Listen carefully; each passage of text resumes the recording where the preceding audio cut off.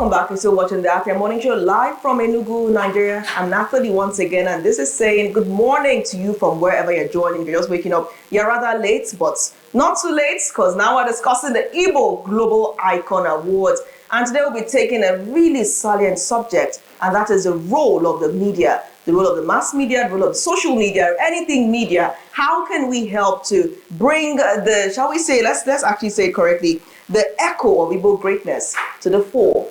We have special guests joining us this morning. As always, we have representing the Igbo Global Icon Awards, Ambassador Nnabueze Lewis, Chairman, Board of Directors, Igbo Global Icon Awards.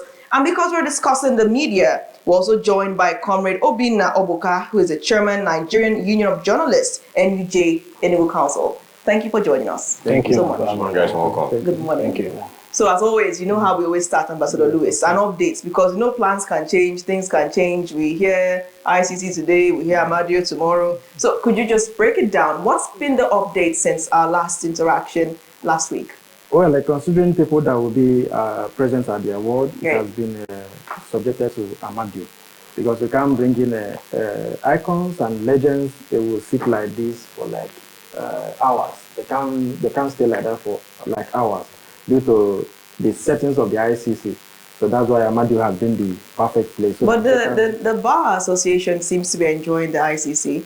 It depends on, they are still much younger. We are talking about people who are aged. Yeah. People like Bishop Chukwuma, because you cannot sit that man like that now for like 1 hour. So we have considered Amadio. Is that the real reason? Yes, that's settled. Is that the real That's reason? settled, yes. No, it's not settled. Is that the real reason Amadio was chosen? Yes, that's Because I know they. they usually have VIP arrangements where they bring in special seats for dignitaries in front. I'm not aware of that. So we have just settled for Amadio. Then along the line, we have been joined with by the NUJ, who has already pronounced a lot of partnership and commitment towards the Igbo Global Icon Awards.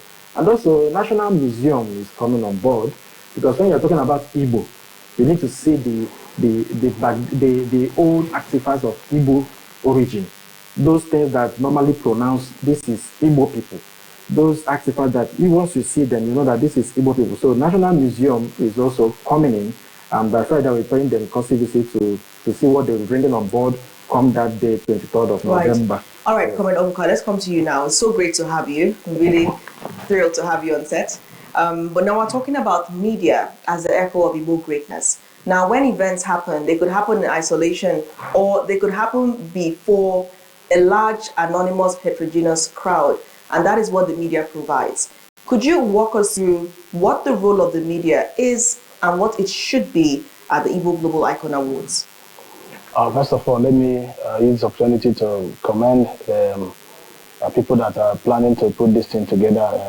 It's a very important event, and I want to also quickly call on all stakeholders, major stakeholders, non-governmental organizations, to quickly support this program and ensure that it's being sustained.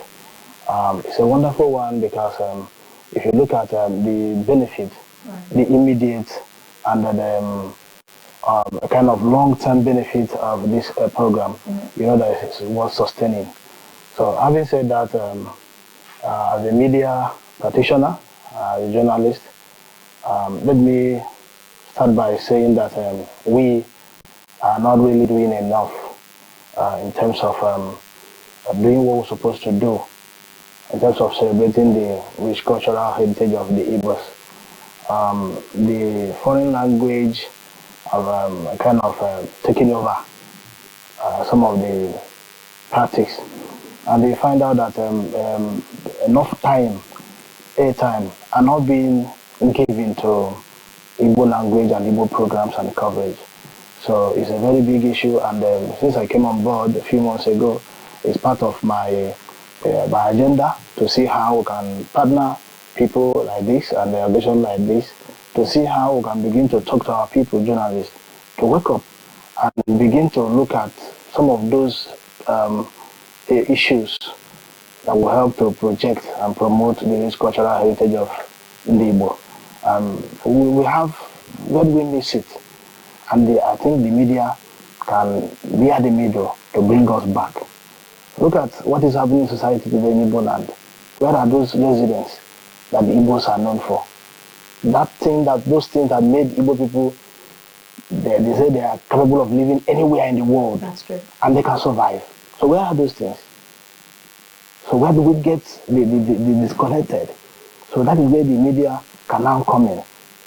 And how do we come in? We begin to celebrate those icons. We begin to do a lot of documentaries and feature writings on some of those issues, some of those personalities that are really the icon, the real icons. We have them in Igbo land.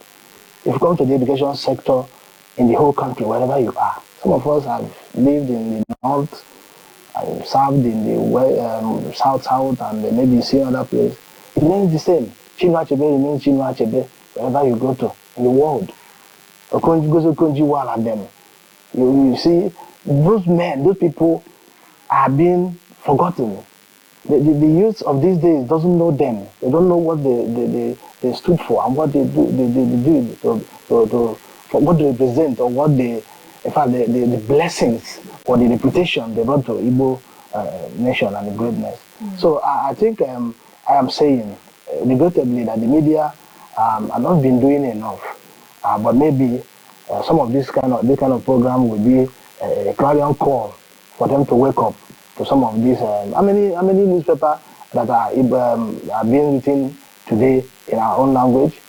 Even if you come, I work in a radio station, and I knew that at the time, the program, the Igbo news in the southeast, that normally come 2 times a day, 2 of them were dropped.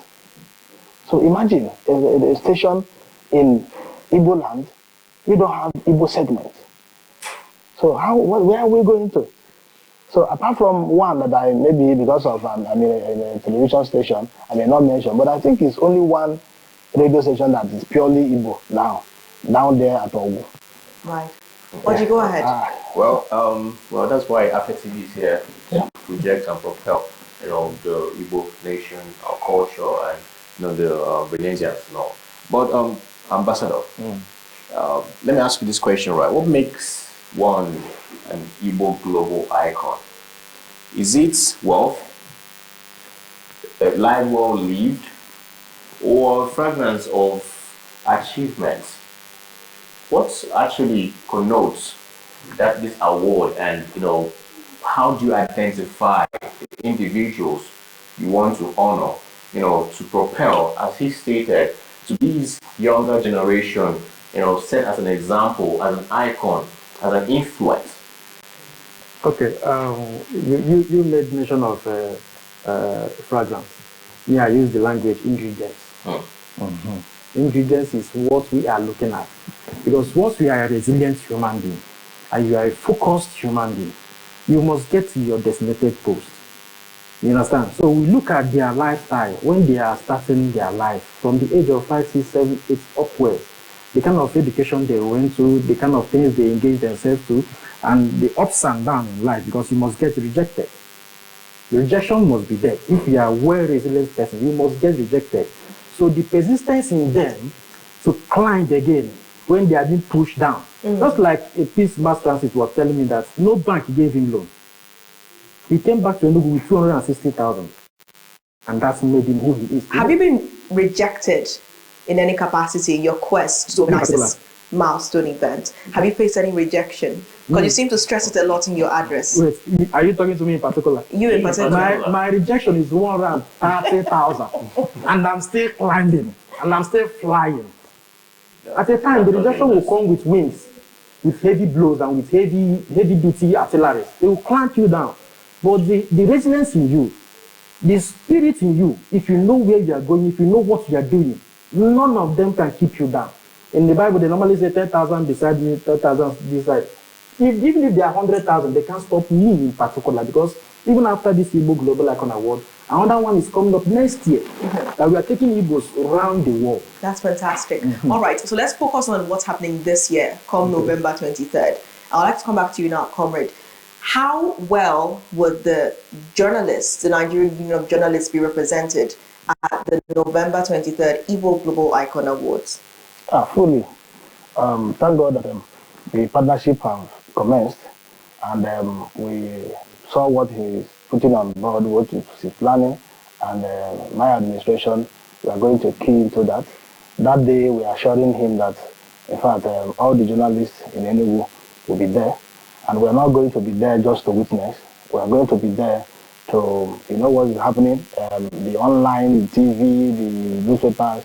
We are going to do what we know how to do best. And we are also a way of trying to encourage him. And it's not even on that day alone. Since we have started the partnership, we will start on our own little way to see how we can begin to project that day. It's supposed to be a day to reckon with, it's a day to remember. So, and I am now beginning to see the reason why we have to begin to talk about it. So it's not about this Igbo icon alone. I like what other people they are doing, providing this kind of platform for people to talk about Igbo, talk about what they represent. You can see in schools, because of politics, they drop history. So some of us who maybe when we are maybe younger, maybe knew about this history, who is Ogbuka, what does Michael Robert represent, what are those programs that made him the best premier of the age? So are we just calling him Michael Robert? Right. So what are those things? So if you give me or someone, a local government chairman now, it's okay, I want to be like Michael Robert. So, okay, what will I do? Is it to begin to call about, begin to do shows, or think about those ideas that made that man an icon to think. But if you don't have some of these histories, you will just be floating. Very briefly, go ahead. Yes, Oji talked about the Comr talked about losing the Igbo programs on radio. Do you know, I'm a Lagosian, I stay in Lagos. If I came back to Enugu for this program, once you cross Bega, once you enter Lagos, once you cross Bega and tune in radio station, you hardly hear Igbo, you hardly hear English-speaking programs. You'll be hearing Yoruba. So this project is also a wake-up call for all the radio stations, all the TV stations, all the people who are Igbo that are on social media. You don't just carry negative news. This is a part of news that you should promote. I think so. If you are really a content creator, this is a part of project that you should promote. And also we are considering like 3-4 days activity. Like we'll start from Wednesday, Thursday, Friday, Saturday, then Sunday we'll now do the award, because some people are calling me from all over the world that we should have Ogene dance competition, Ogene festival, Obaka festival, all these festivals of the thing, like 3 days before the Sunday. So we are now inculcating those things so that if you do a laudable and that shows that you're making an impact, because people are trying to elongate the impact of that event. It's a great one. And Afia TV will be solidly on the ground on that day and will be fully booked. We can say that Amadi will be fully booked and Afia TV will be fully booked on the 3 days of the Igbo Global Icon Awards. Thank you once again for joining the program today. And we'll continue to engage weekly and see advancements. So thank you once again, Comrade, for coming. Thank you for coming around. Thank you. So great having you.